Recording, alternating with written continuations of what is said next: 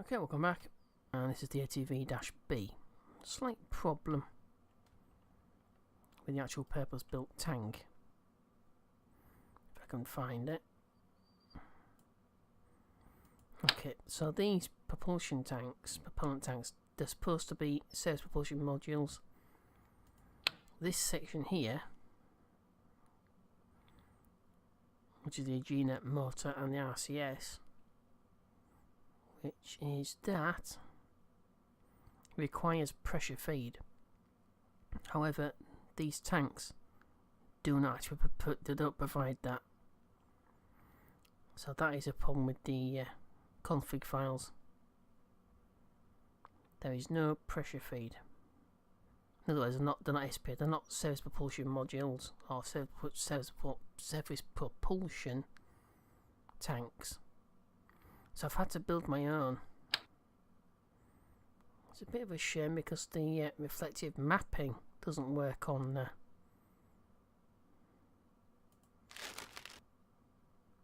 procedural tanks. But that's all I've been able to do. That's anything I can do. Very low TWR though on the Agena. This is the flight package. These fairings themselves will split open, and then the Agena service propulsion unit will be revealed with its RSS as well. And the RSS is actually linear, so I still don't know if I've got actual true sort of non-linear attitude RSS.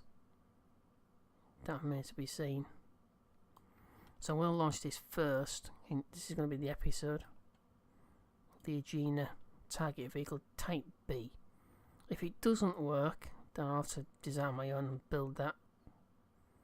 I'll put off existing systems. I've got these. I've got the actual components themselves, the propellant unit, tanks, and all the rest of it. So it's not such a big deal. But I'd rather just put something that looks a bit more realistic. But unfortunately, the tank, as I said, it won't provide pressure feed. If you click on the propulsion unit here, it says propellant feed too low, so pressure is too low, unfortunately. But nothing I can do about that, just work around it. But that's another note for the Realism Overhaul team, if you care to watch my other videos. Take any notes. So the Agena's propellant tanks should be pressure feed capable, but they're not, and I can't switch to mode because they're not procedural parts, unfortunately. So these propellant tanks here, the Agena D and the Agena B, will not couple up with the Agena B flight pack or the D flight pack. Also, something of note as well, this should include the propellant unit, as in the BAC model 8081, as it says in the description there. There is no motor. Doesn't exist, so I've had to use this one. I've had to use the Agena D flight pack. No, not that one. So where's the other one? It's not that one. It's not that one I've used. Let's take a look. Because that says no propellant. Okay, so that's interesting. In this section here,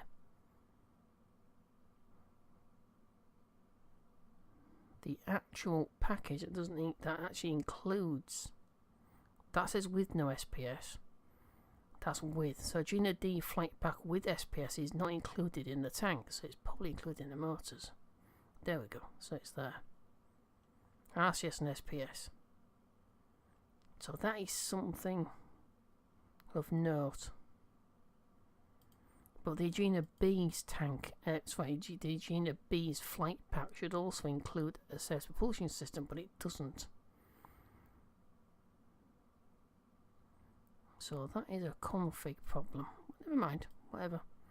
Work around it, as usual.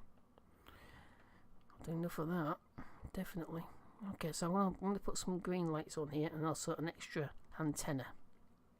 I may also include some solar panels so I can keep it up there. And they will include gonna see if I can include something like this. That should be quite nice. Okay.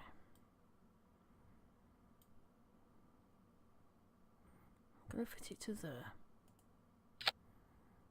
So it's up front. If it sort of stops locking up.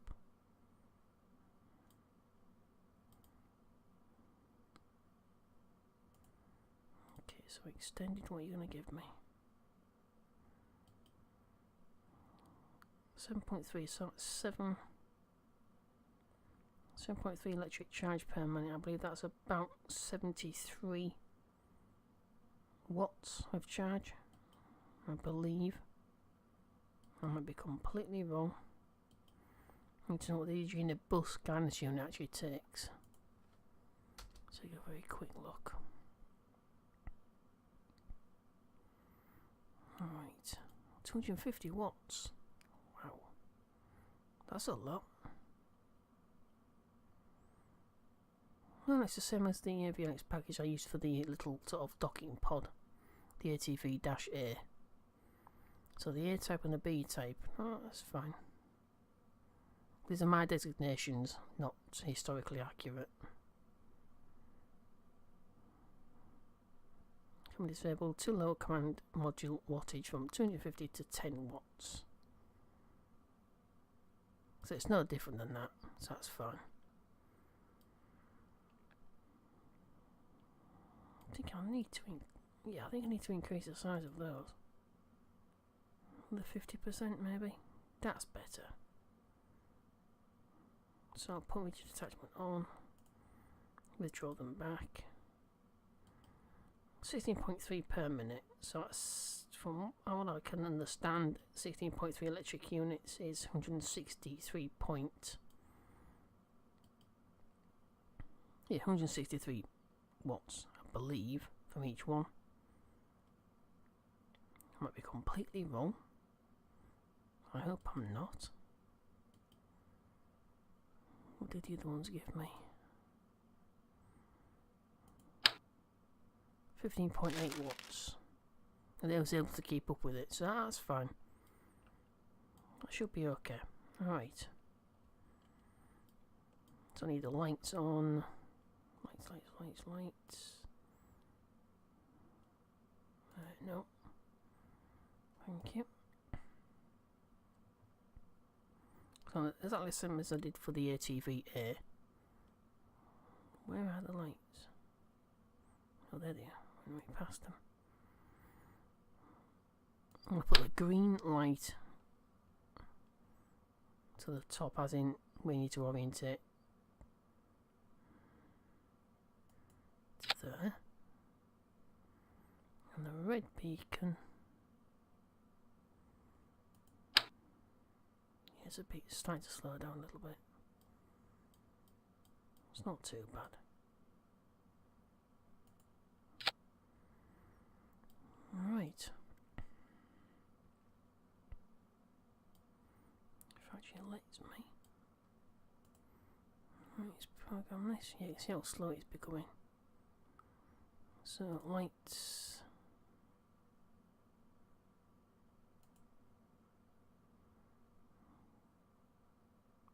Double flash toggle. I'll put interval toggle so I can change the modes.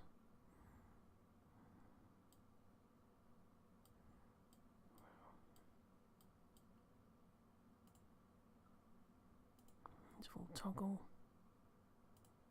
So we have parachute. Everything else is just staged. That's fine. Oh, you can see how slow it's getting. Right. Alright, let's put the ferry on and I'll check the staging. Although, yeah, I need to, of course I need to start the shots. 2, maybe? Yeah, I'll put the solar panels on number 2. Okay,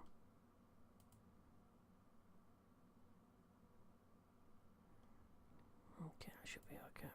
They are solar tracking, sun tracking, so... Ooh, that is a bit slow. It's starting to get a bit iffy with me. Alright, put fairing on.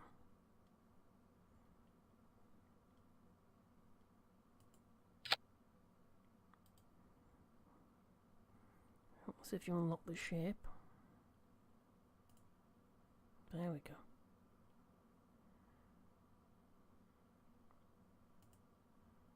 So unlock it now,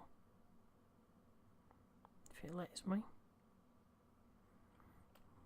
Alright, so this episode is the ATV-B launch, and the following episode, as long as this one goes okay,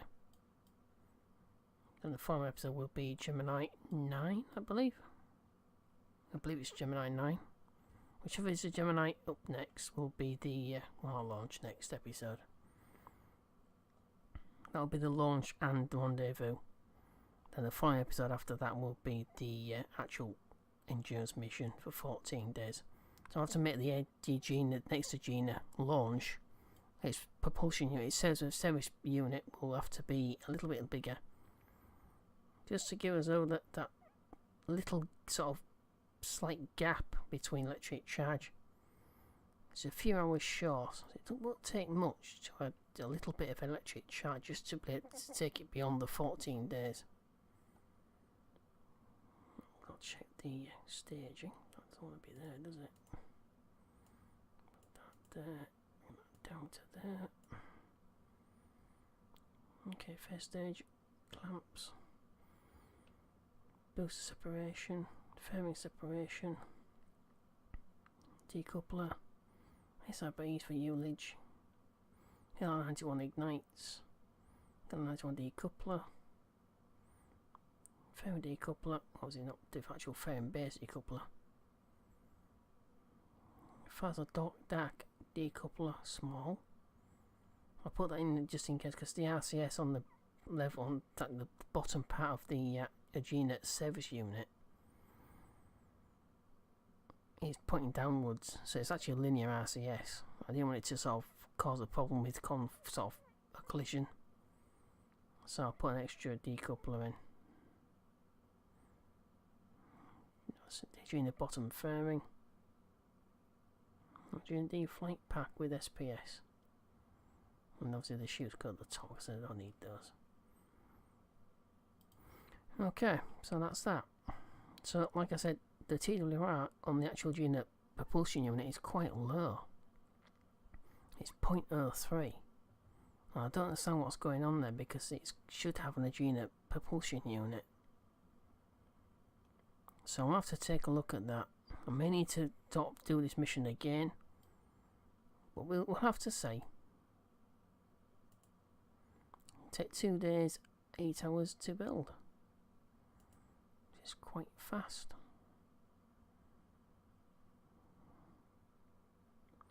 First we build it. Okay, let's head back out, let it build, roll it out, and head to the launch pad.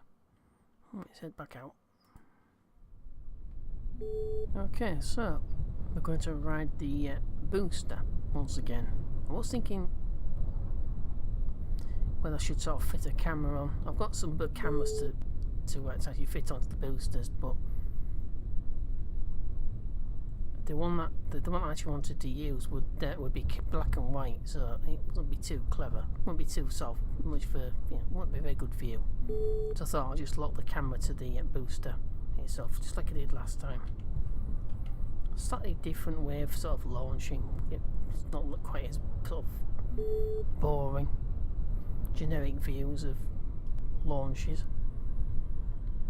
Okay, so this is the ATV-B. This is my ATV-B. It's actually using some D parts as well, as I showed you in the VAB, but it's not too much of a problem.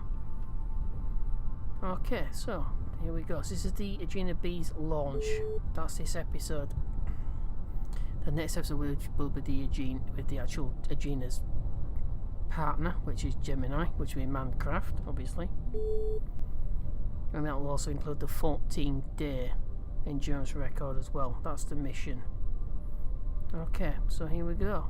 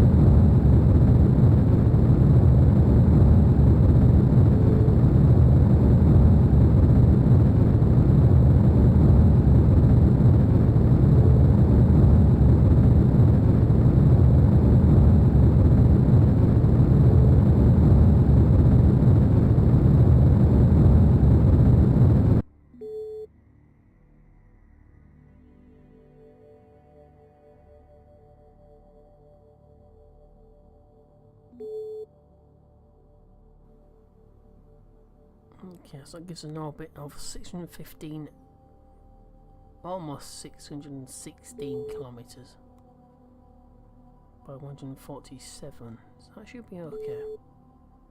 I don't need to go too high because our Gemini will have a problem catching up, and but it's got plenty of station keeping fuel, that is for certain. Alright, so I'm going to keep the pre-axis up to about the same as the apoapsis, till it sort of circularises the orbit. But not with this stage, because this has no more ignitions. Okay, the throttle is down, let's separate. Need to reset my camera view.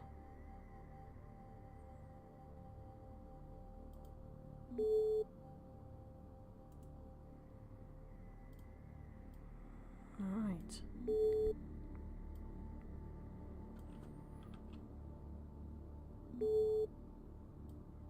Okay, so green light and red light.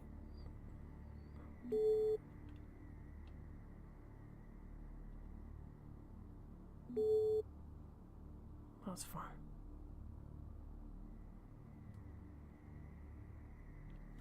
Okay. Let's go ahead and separate from the launcher. 3, 2, 1.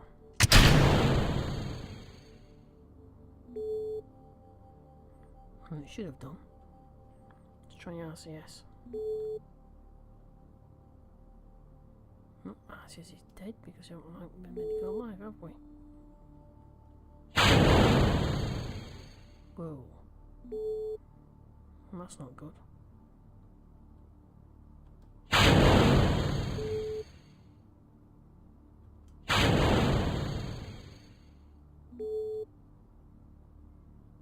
For some reason it uses a nitrogen. There's no way of switching the type of fuel it uses for this RCS. I don't know if that was intentional.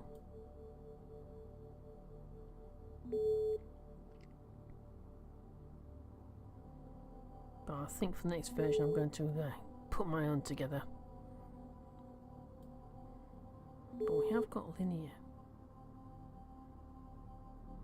I've got linear RCS there.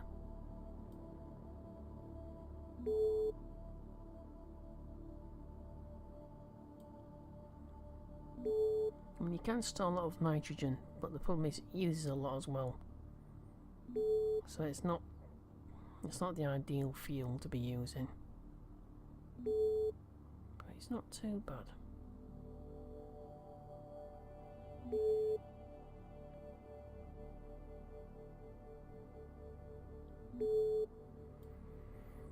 Would have been nice to not have the sort of throwing off the decoupler with the attitude.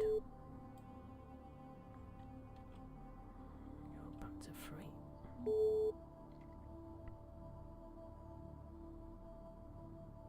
Okay, it's got 43 minutes from the apoapsis. And I'll burn and bring the, well, obviously circularize the orbit as best I can. But we use 10,000. Yeah. 1, 2, 3, 4. Yeah, quite a few thousand units of nitrogen. That's the only thing about using nitrogen. You seem to get it seems to sort of give you a lot, but the reality is it actually uses a lot.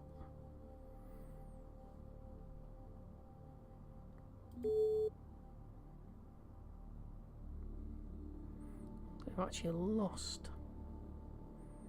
So we've got Geiger counter.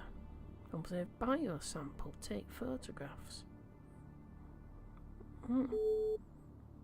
So the original Agena bus that I was using before the guidance unit didn't actually include any of that. So that's interesting.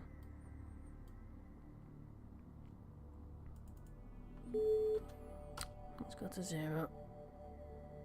Do we have roll control?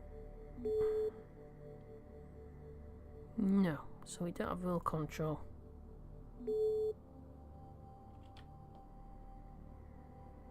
No, we don't have roll control. And we don't have any control full stop right now. This is why I launched the ComSats to sort of complement the geostationary satellites, which we only have 4, but for some reason this is supposed to have a 1500 kilometer transmitter included with it, but it says how many range there is 300.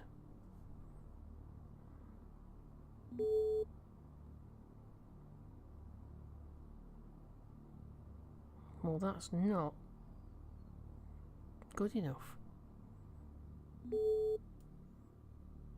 Damn it, so that isn't good enough. So where is the active control for 1500 kilometers? I'm going to press that, but observe biosample. Yep, no connection.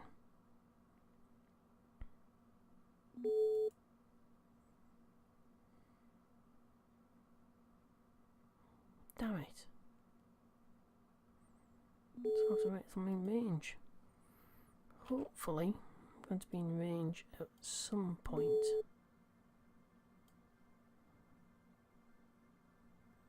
So what exactly has identified this? Oh, I see, right, the Cosmos 186, 188.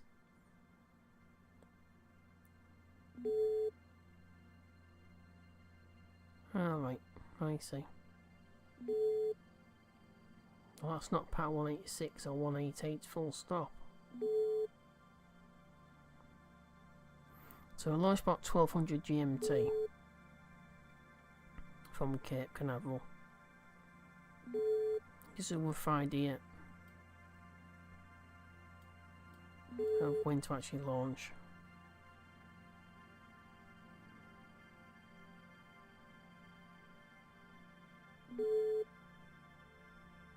Well, he should be live. I should have comms.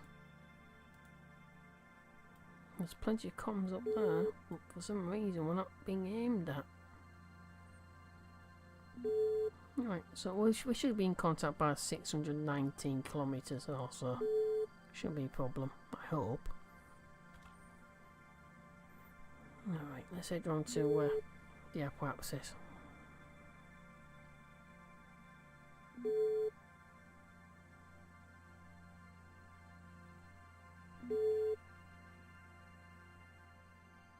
Alright, so nearly at the Apple axis. For some strange reason I've actually got roll control now, which I didn't have early on. Right, so that's one booster back. I need a parachute. Yeah, they keep sort of disintegrating. I'm using the wrong launcher.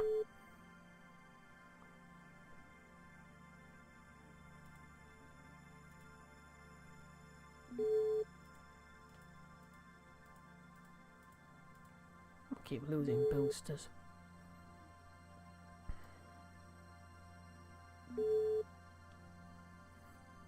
Okay, throttle's down.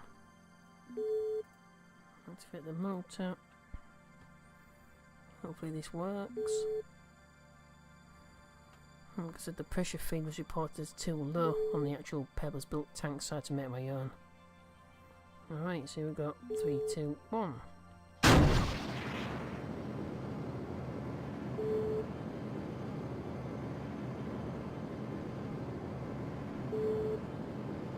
Just up to about 600. So I've got 19, they've got 20 ignitions altogether.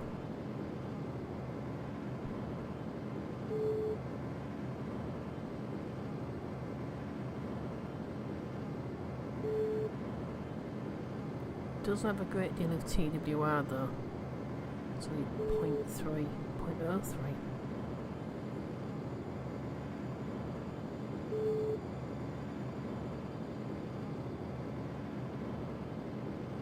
So we're using MON 3 and WIN 3 and UDMH.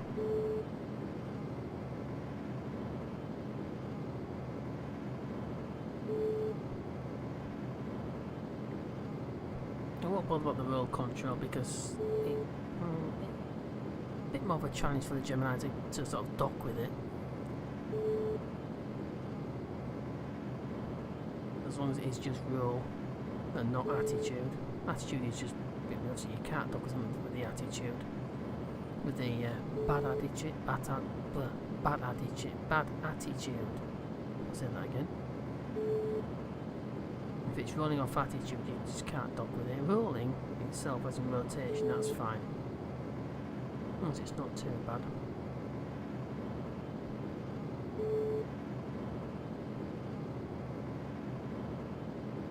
Quite a lot of use these Agena flight packs, not just with the Agena target rig, but with any vehicle.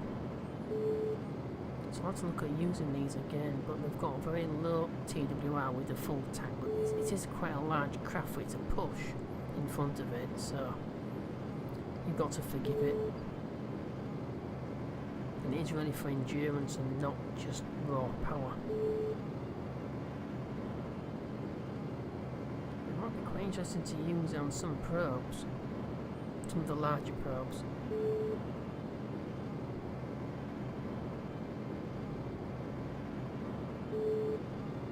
So as we go much past, sort of 2 minutes past the apparatus mark, I'll have to stop and just go around again.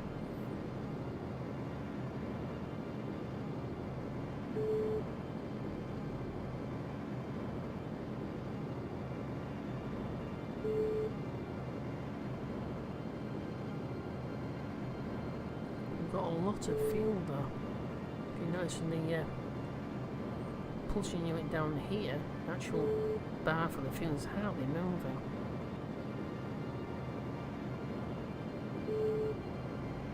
Using 0.42 per second and 0.27.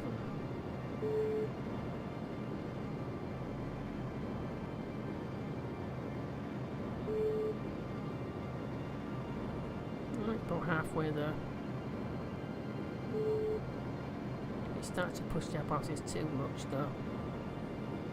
I shall stop and just go around again.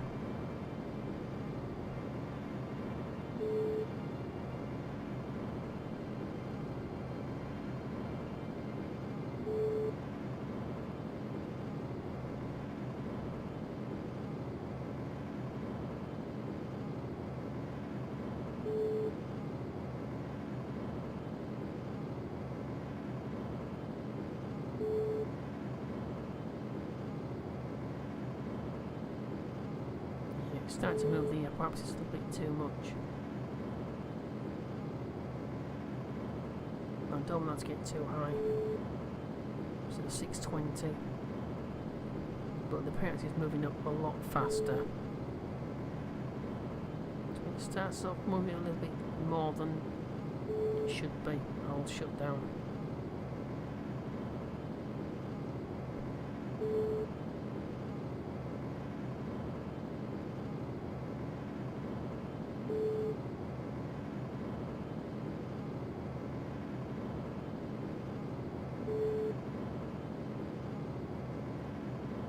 At 621 at the apparatus. It's not too bad.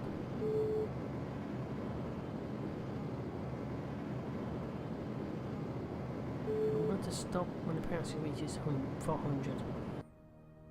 Yeah, I think it's best. Okay, I'll go around again. So it's going to be 1 hour 28 minutes. No, it's about 90 minutes or so. Close this down. Shut the RSS down because that seems to be using up a lot. We've done. Is that 60,000 units?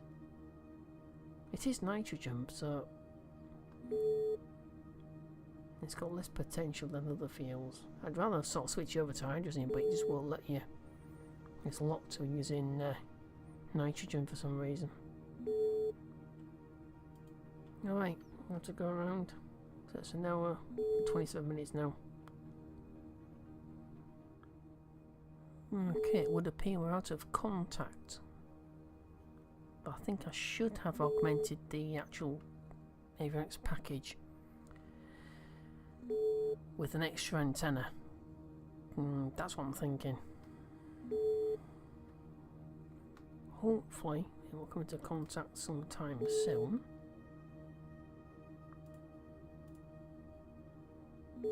Yeah, all these sort of geostationary composites I've put in place, they're quite high in orbit, 35,000 kilometres. That's more than 1,500 kilometres that the actual avionics package can actually cope with. It's like 1,500 kilometres, so it would be better to put my own. Yeah, it would be better.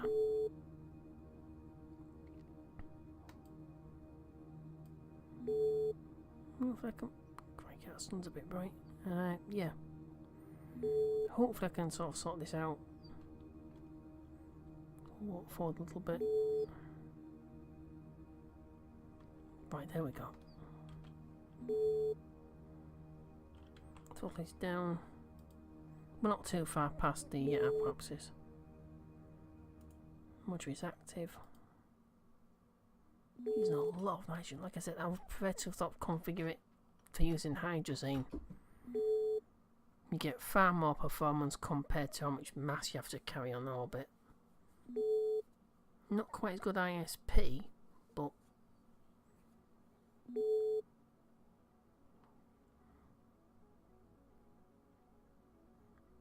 we're in position, it's all burnt.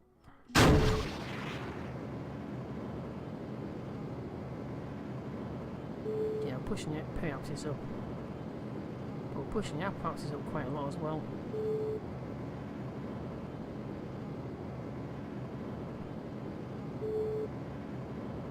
We've got plenty of fuel, but that's not the point. The point is I don't want to push the apoapsis beyond the reach of Gemini. So I may need to do slightly more than just increase the weight to sort of the size of the propulsion unit, the series propulsion unit and everything else. Just for electric charge, I might need to put a little bit more propulsion fuel in there.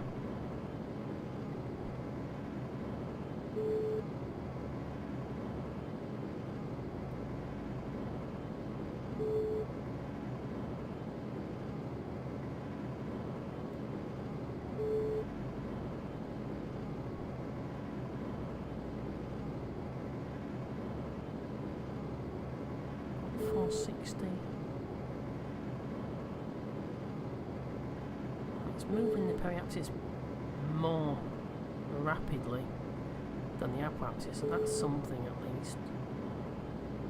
It would have been better to have contact with it before the apoapsis.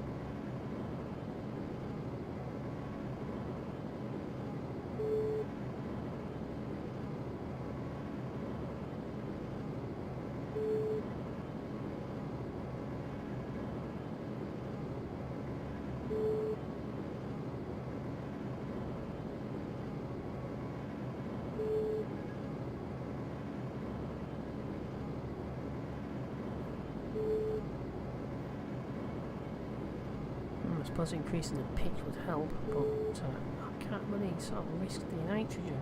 Down to 97,000 units. So 160,000. So I've used almost getting over half of the actual RCS fuel.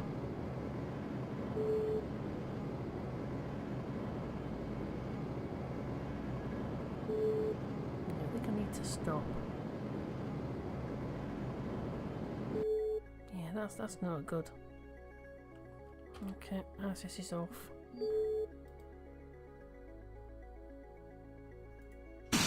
Motor shut down. I'll have to go around again because I can't risk pushing the periapsis up. The apoapsis up any further. I don't want to give the Gemini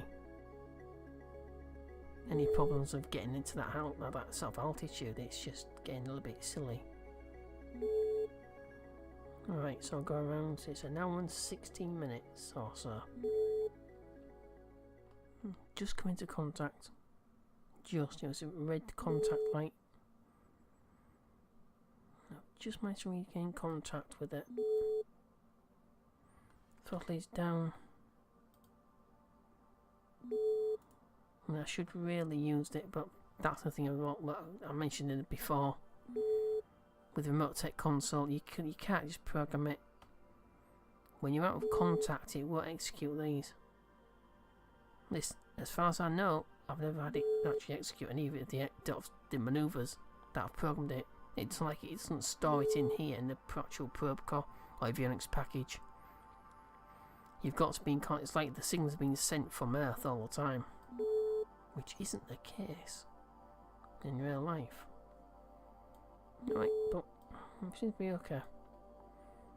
56 seconds. I'm going to carry on burning now.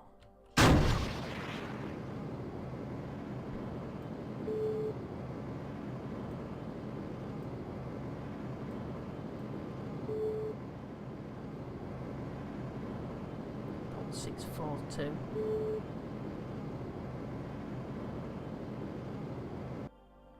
Okay. So 645 by 644. So I'll leave the leave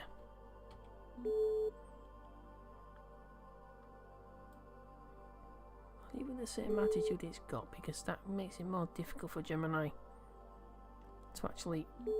It's more of a test.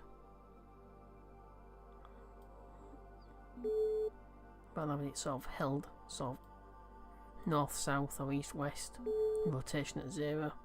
I'll leave it as it is. It shouldn't roll off too far.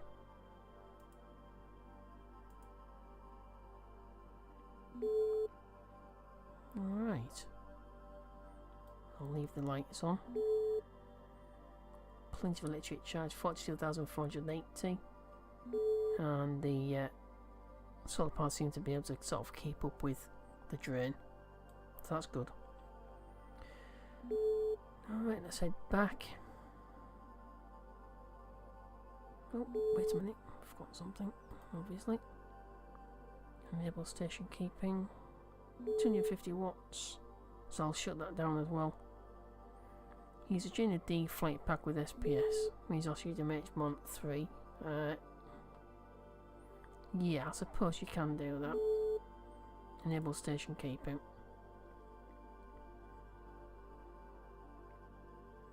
So we have a large trajectory. Wow, we've got 3.4 points. I'll send that back.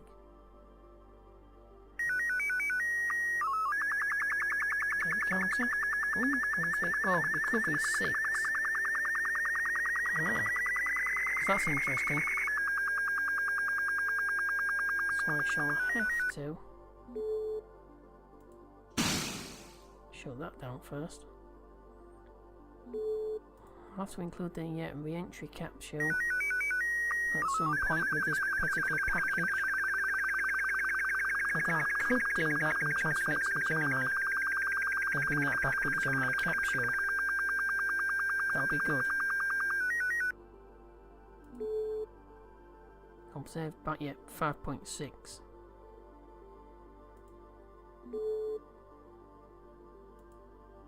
Take photographs 0.4. You can see big fluffy pyrocumulonimbus clouds. I said that. Pyrocumulonimbus. Cumulonimbus, yeah, pyrocumulonimbus clouds, which is occurring over a volcanic eruption in this image. Oh, that's nice, fascinating. Let's try again. A large blaze is raging away. A large blaze raging its way through the grasslands can be seen with frightening clarity at the centre of this image. That's nice. Take another one. Oh, alright. 0.4. That's 50. So we'll keep that.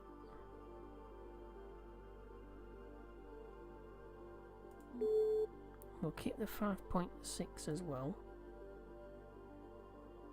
Anything else? No.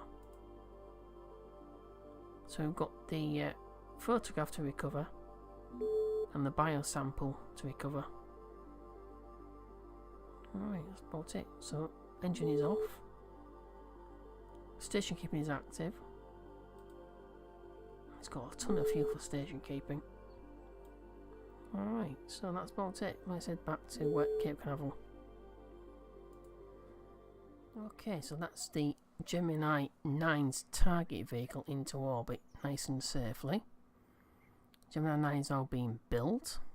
I've extended the size of the safe module to include a little bit more electric charge, but I've also put 4 deployable solar arrays, sun tracking solar arrays. I'm going to try and extend that a few hours. It should give it a few more hours at least. It should run increase by about 25-30%. Hopefully. Okay, but that's the end of this episode.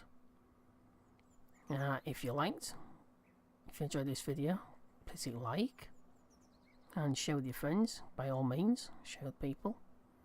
Always welcome to do that. We also have Google+, Twitter and Facebook. The links to those websites are on the banner on the front page of this channel.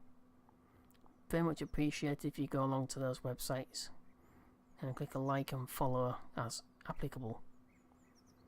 Alright, so thank you for watching once again. Don't forget to subscribe for more. Go a lot further.